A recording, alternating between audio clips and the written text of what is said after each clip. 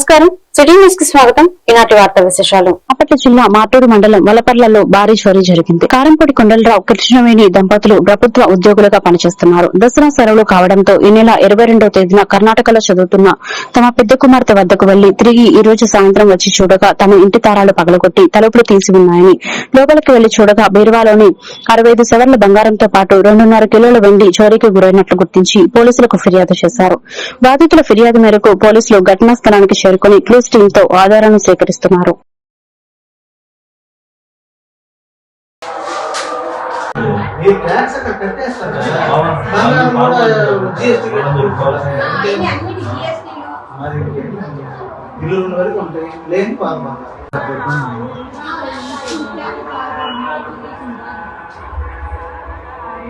మీది 9689 కబోర్డ్స్ మొత్తం cupboards open చేశారు.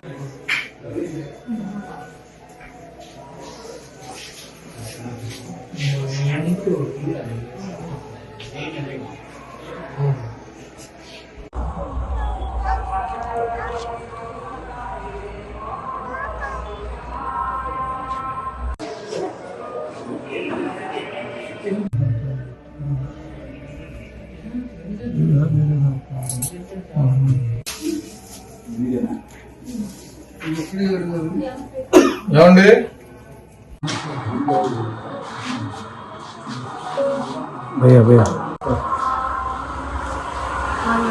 నా పేరు నాగిని వెంకటకృష్ణవేణి అండి. నేను వలపర్ల హై స్కూల్లో తెలుగు టీచర్గా పనిచేస్తున్నాను. మా హస్బెండ్ కొండముంజలూరులో హై స్కూల్లో వర్క్ చేస్తున్నారు. మేమిద్దరం దసరా సెలవులకి 22వ తారీఖు ఉదయం సోమవారం ఎర్లీ మార్నింగ్ 5కి ఇంట్లో స్టార్ట్ అయ్యాం. కర్ణాటక గంగావతి దగ్గర శ్రీనివాస్ నగర్ ఊరికి వెళ్ళటానికి మేము బయలుదేరి వెళ్ళామండి.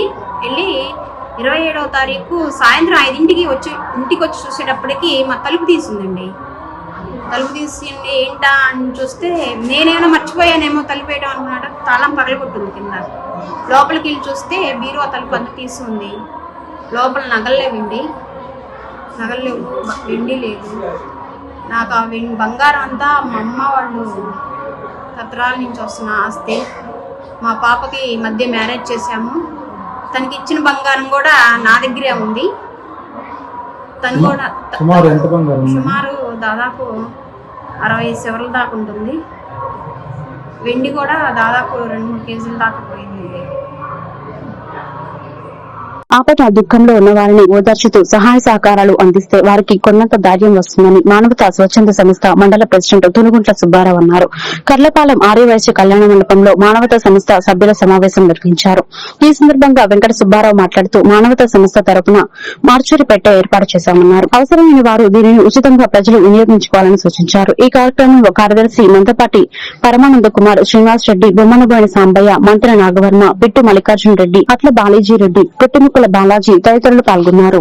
మానవతా సంస్థ తరఫున ఈరోజు కర్లపాలెం మండలం వాసవి కళ్యాణ మండపంలో ఏర్పాటు చేసినటువంటి సర్వసభ్య సమావేశానికి చేసిన పెద్దలందరికీ, మానవత్వం కలిగినటువంటి మానవతా వాదులందరికీ నా యొక్క ధన్యవాదాలు. మరి ఈరోజు ఈ సమావేశం గత నెలలో ఈ యొక్క మానవతా సభ్యత్వం తీసుకున్న సభ్యులందరిలో ఒక కమిటీ ఏర్పాటు చేయడం జరిగినది. దాంట్లో ప్రెసిడెంట్, వైస్ ప్రెసిడెంట్, సెక్రటరీ, కోశాధికారి, మెంబర్స్ డైరెక్ట్స్గా ఏర్పాటు చేయడం జరిగినది. అందులో భాగంగా సెంట్రల్ కమిటీ నుంచి ఇచ్చేసినటువంటి పెద్దలు రామచంద్రారెడ్డి గారి ఆధ్వర్యంలో కర్లపాలెం శాఖకి ఒక బాడీ ప్లేజర్ని ప్రజెంట్ చేయడం జరిగింది.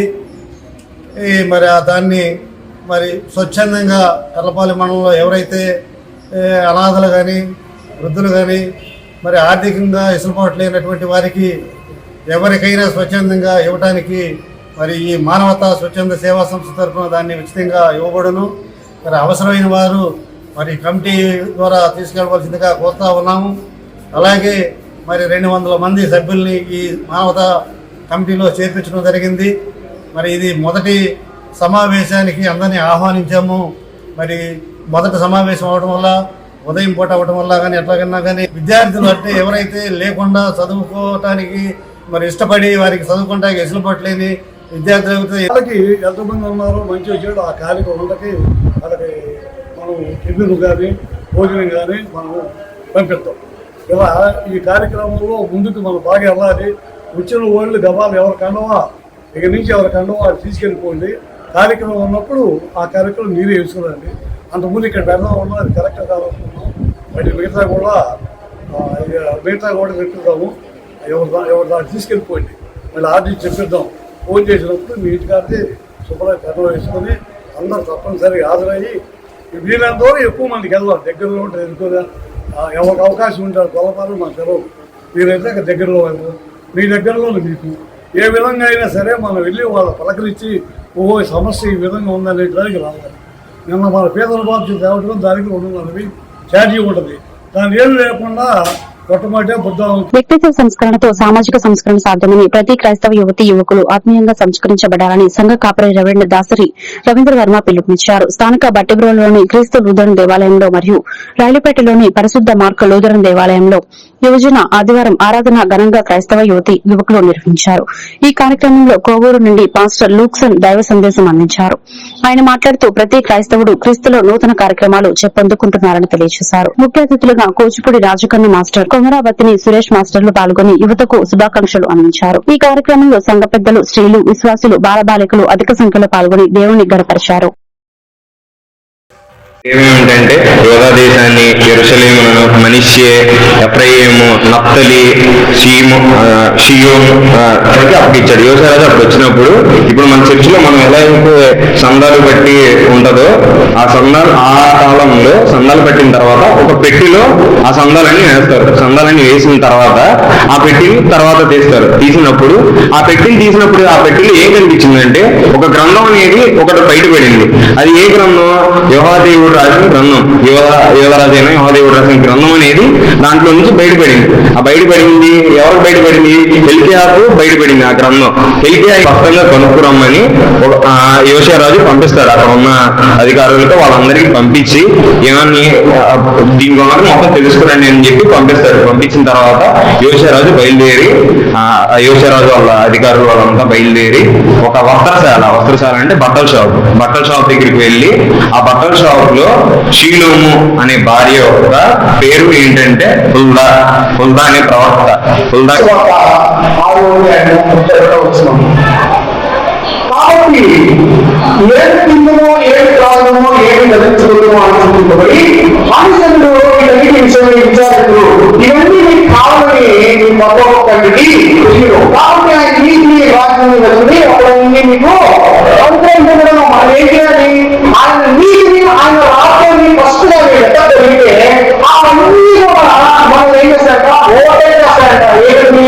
What ever we're expecting, whatever we're asking, whatever we're believing, మనం ఏదైతే నమ్ముతున్నామో, ఏది జరగాలని ఆశపడుతూ ఉన్నామో, ఏది జరిగితే బాగుండు అని మనం అనుకుంటూ ఉన్నామో, మనకి ఏదైతే తక్కువ ఉందో, ఏదైతే మార్పు లేని విషయంలో ఉందో, మనం ఆయన సన్నిధికి వెళ్ళినప్పుడు ఆయన నీటిని ఆయన రాజ్యాన్ని మనం వెతికినప్పుడు ఏమంటే అన్నిటిని మనం ఎప్పుడైతే చేస్తామో, ఏదైతే విశాఖలో ఉందో అన్నిటినీ కూడా మేము ఒక క్రమబద్ధంలోకి, ఒక ఆటలోకి, మార్పులోకి, క్షేమంలోకి, కాపులోకి, పద్ధతిలోకి, ఈ విషయంలోకి నేను అన్ని కూడా నేను తీసుకొని వస్తానని మన తీసుకోవాలి తెలియజేస్తా ఉన్నాడు. వేమూరు నియోజకవర్గ పరిధిలో బట్టిబ్రోలు మండలం వేమూరు గ్రామంలో 4వ శ్రీదేవి శరన్నవరాత్రి మహోత్సవాలను సోమవారం నుండి అత్యంత వైభవంగా ప్రారంభించారు. ఆదివారం మహాచండీ అలంకారంలో అమ్మవారు శివరామకృష్ణ, శివపార్వతి పుణ్య దంపతులచే పూజా కార్యక్రమాలు నిర్వహించారు. భక్తులకు మహాచండీ అలంకారంలో అమ్మవారు భక్తులకు దర్శనమిచ్చారు. భక్తులచే దారా నాగరాజు పూజా కార్యక్రమాలు నిర్వహించారు. అమ్మవారికి భక్తులు పూలు పండ్లతో పూజా కార్యక్రమం నిర్వహించుకుని అమ్మవారి కృపా కటాక్షములు పొందారు.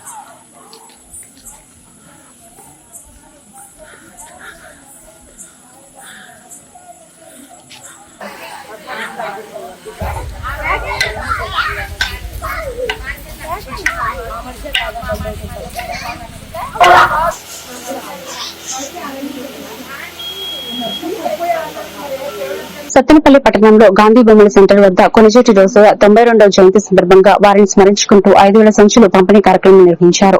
పల్నాడు జిల్లా వాసవి సేవా సమితిల సమాఖ్య పరంగా మీడియా కన్వీనర్ గా అయినగోలు కోటేశ్వరరావును, వ్యవస్థాపకులు చితురాల గురుపెద్దలను నియమించడమైంది. ఈ కార్యక్రమానికి సహకరించిన వారు కొలిపర్ల కాశీ విశ్వనాథం, చినకన్నయ్యకు అవుతూ నారపరెడ్డి మరియు ఈ కార్యక్రమంకు ముఖ్య అతిథిగా వచ్చేసిన మాజీ మున్సిపల్ వైస్ చైర్మన్ ఆదుకూరి చిన్నబాబు మరియు పట్టణ పుర ప్రముఖులకు వాసవి సేవా సమితి వారు సన్మానించారు. పరిరక్షిద్దాం పర్యావరణాన్ని.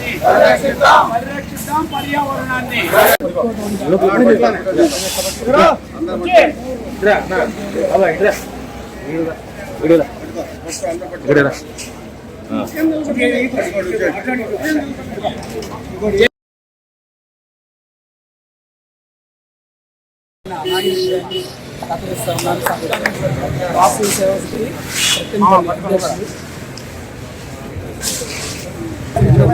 ధన్యవాదాలు.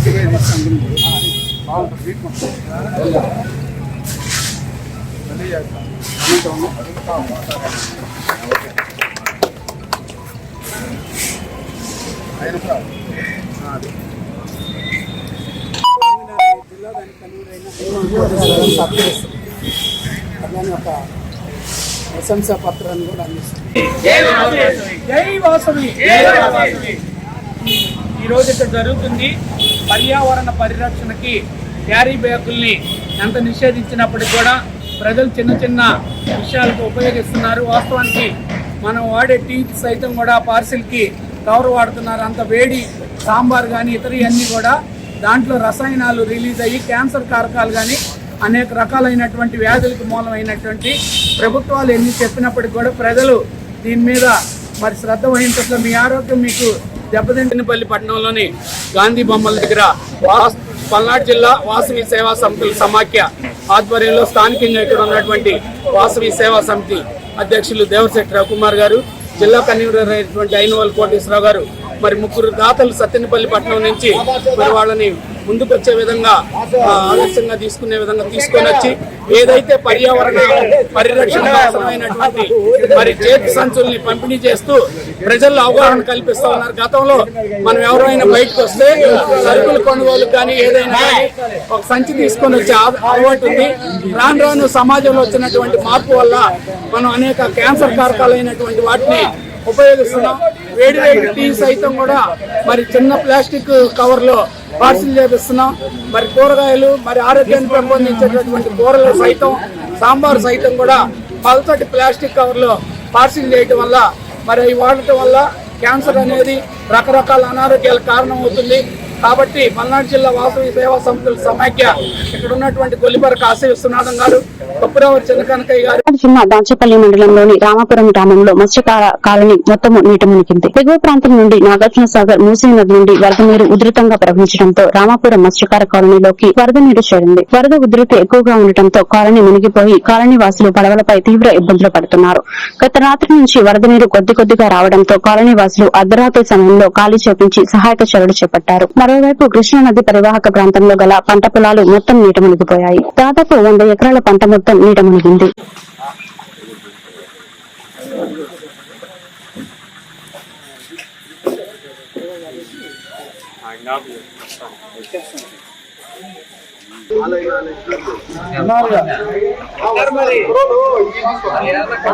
చిన్నపిల్లలు ఉన్నారా?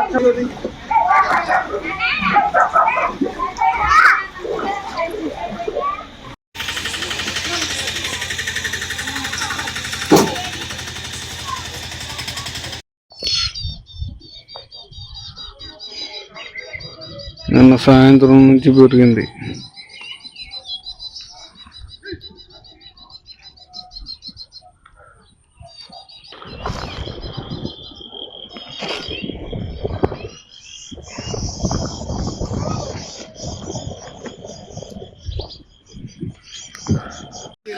నమస్తే.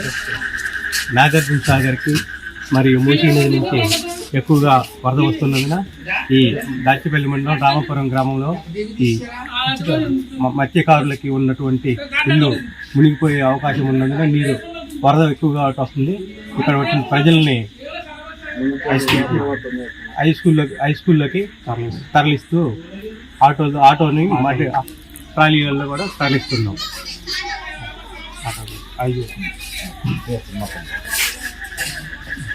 పల్నాడు జిల్లా దాచేపల్లి మండలం రామపురం గ్రామంలోని వరదతో నీట మునిగిన చేపల కాలనీ పంట పొలాలను గురుజాల ఆర్డీఓ మురళి పరిశీలించి పునరావాస కేంద్రంలో తలదాచుకుంటున్న కాలనీ వాసుల్ని పరామర్శించారు. మెడికల్ క్యాంప్ ఏర్పాటు చేసిన ప్రదేశాన్ని ప్రభుత్వం ఇస్తున్న సౌకర్యాల గురించి అడిగి తెలుసుకున్నారు. అనంతరం ఆర్డీఓ మురళి మాట్లాడుతూ కృష్ణా రిజర్వాయర్ ఫ్లో ఎక్కువైనప్పుడు, మూసీ నది ప్రవాహం ఎక్కువైనప్పుడు ఈ రామాపురం గ్రామానికి చెందిన చేపల కాలనీ వాసులు ఇబ్బందులకు గురవుతున్నారని అన్నారు. ఏదైతే ఈ కృష్ణా నది ప్రవాహంతో రామాపురం గ్రామంలో పంట పొలాలు నీటి మునిగాయో వాటర్ ఫ్లోటింగ్ తగ్గగానే రెవెన్యూ శాఖ అధికారులు పంట నష్టం ఎంత జరిగిందో అంచనా వేస్తామని అన్నారు.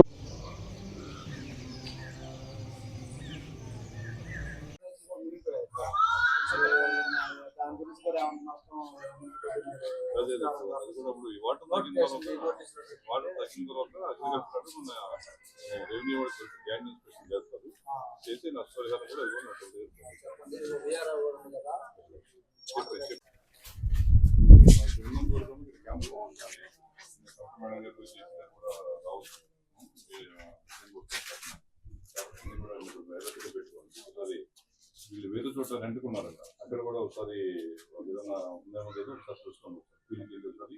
అది కూడా చూసుకుని డివిజన్లో దాచేపల్లి మండలం రామాపురం గ్రామంలో మన కృష్ణా నది ఉధృతి ఎక్కువగా ఉండటం వల్ల అక్కడ తెలంగాణలో మూసీ నది కూడా అక్కడ కూడా కొంచెం వరదలు ఎక్కువ రావటం వల్ల ఆ వాటరు కలవటం మూలన మనకి రామాపురంలో సడన్గా రాత్రి నుంచి కృష్ణా రివర్ ఎక్కువైంది. దానివల్ల గ్రామస్తులు 49 కుటుంబాలు ఉన్నాయి ఇక్కడ, మత్స్యకారుల కుటుంబాలు.